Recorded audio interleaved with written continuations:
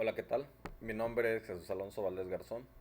Soy orgullosamente un estudiante de prepa en línea CEP. Pertenezco al grupo 66, Campus 3, Generación 15. A continuación, entraremos en detalle para analizar los distintos modelos de átomos, dígase los modelos atómicos de Dalton, Thomson, Rutherford y Bohr. Pues bien, entrando ya en tema, iniciaré describiendo el modelo establecido por John Dalton, donde por análisis de distintas fuentes y con ayuda de la interpretación contextual de la época de inicios del siglo XIX, contemporaneidad de la postura de Dalton, es que nos enteramos que se interpretaba al átomo como la base de la materia, pero como una partícula indivisible e inalterable. Como una sola pieza, ignorando aún la existencia de partículas subatómicas, aunque ya se incursionaba la primicia de que existían diferentes tipos de átomos y que la unión de diversos tipos de átomos eran capaces de combinarse y crear compuestos.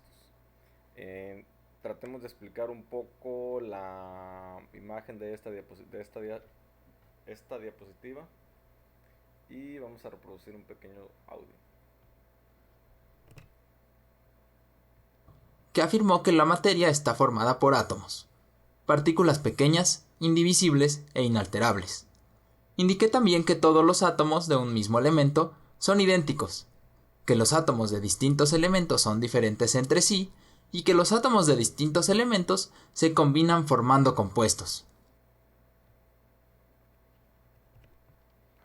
Bien, este, básicamente lo que él interpretaba es que a los átomos los ponía como una sola pieza, sus cargas positivas, negativas, como sea, en una sola pieza en cuanto a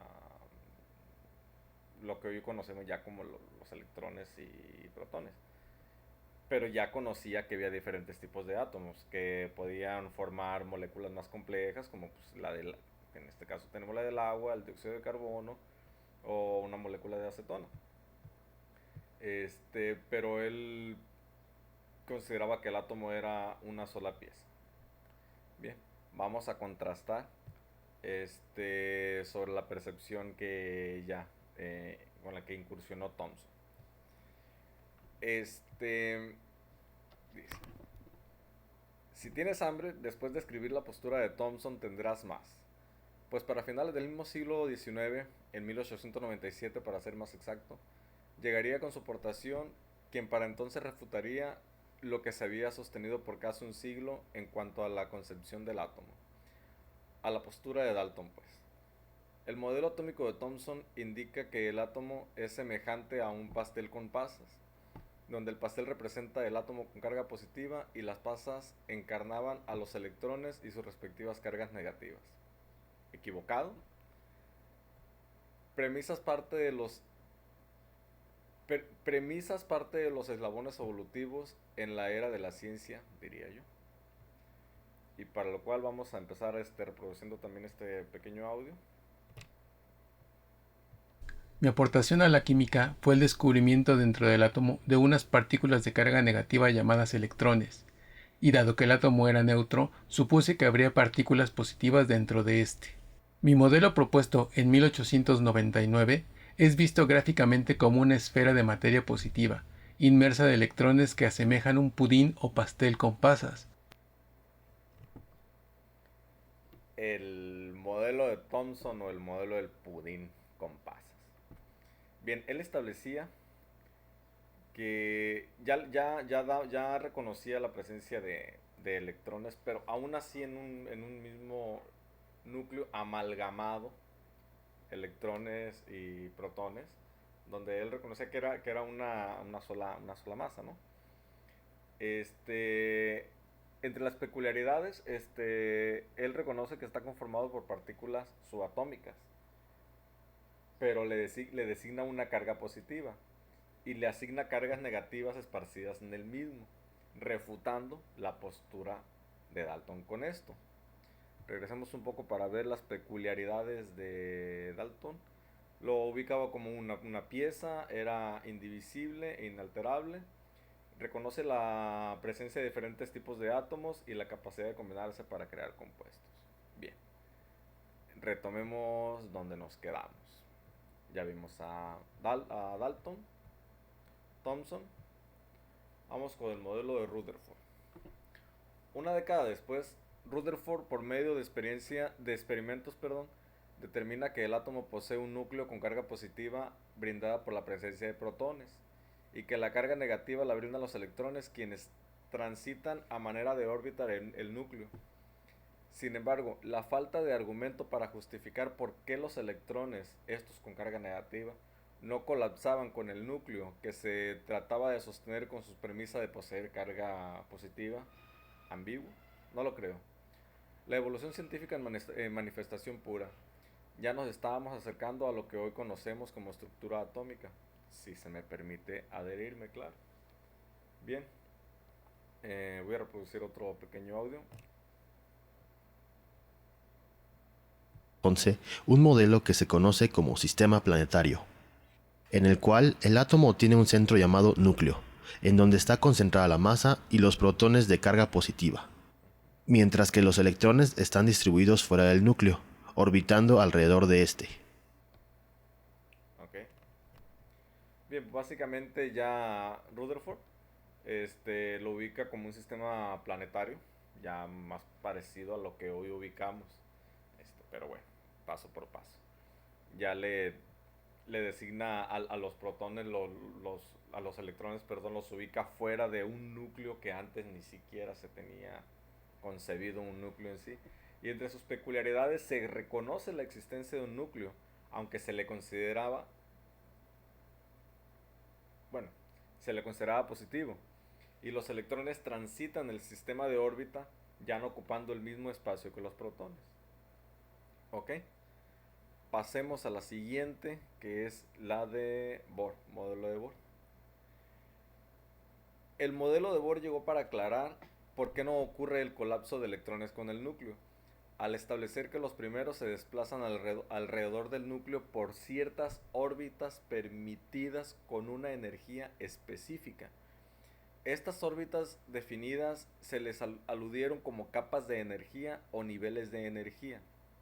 En otras palabras, la energía de un electrón dentro de un átomo no es continua, sino cuantificada, mencionando que la órbita más cercana al núcleo posee el nivel más bajo de energía y aumenta en relación a la lejanía con respecto al núcleo, pudiendo los electrones desplazarse de un nivel a otro, ganando o perdiendo energía, acercándose o alejándose al núcleo según sea el caso, lo que se conoce como un cuanto de energía o un salto cuántico. ¿Verdad absoluta? Déjenme en los comentarios. Bien, aquí vemos el modelo de Bohr. Voy a reproducir un audio muy leve. Al proponer que cada electrón dispone de energía, la cual lo mantiene alrededor del núcleo, en una... Perdón. Al proponer que los electrones se desplazan alrededor del núcleo como un pequeño sistema planetario, los cuales presentan restricciones de movimiento dentro de los orbitales. Afirmé que los electrones están en constante movimiento alrededor del núcleo. Ok. Bueno, él ya, permítame un momento, por favor. Bien. Él ya explica por qué no la duda que existía sobre el argumento de Rutherford. Se le cuestionaba que si orbitan a un núcleo positivo y ellos son negativos, ¿por qué no hay un colapso? ¿Por qué no se atraen? Entonces ya vino Bohr y explicó que porque es una órbita determinada, donde los electrones pueden cambiar de nivel, perdiendo o ganando energía. Pero es esa misma órbita que está definida, que no le permite colapsar en sí. Y entre sus peculiaridades dice, establece que los electrones se desplazan sobre ciertas órbitas. Menciona que los electrones pueden cambiar de órbita perdiendo o ganando energía. De esta manera se explica por qué los electrones no colapsan con el núcleo.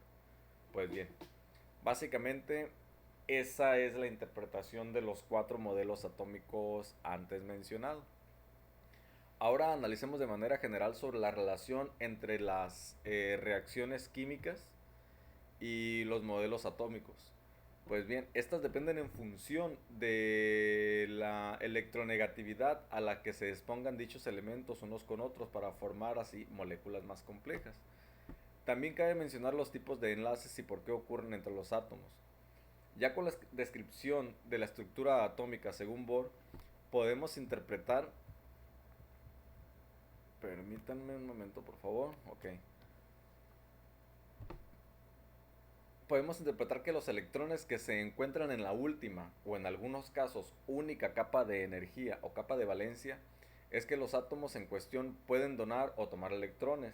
De esta manera modifican su estructura atómica y su tipo de carga de positiva a negativa o viceversa.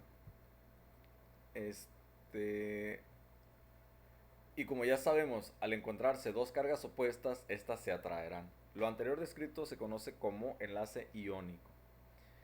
Del enlace metálico es más intuitiva su interpretación. Si entendemos que los elementos metálicos con carga negativa se desprenden de manera multitudinaria de electrones, creando un mar de electrones, metafóricamente, y al haber cedido electrones y haber obtenido carga positiva, se ven atraídos e inmersos en ese mismo mar de electrones que ellos mismos crearon. Por eso su estructura sólida, porque están en un mar de electrones atraídos entre ellos mismos por un entorno que ellos mismos generaron. En el enlace covalente, los átomos que participan en ella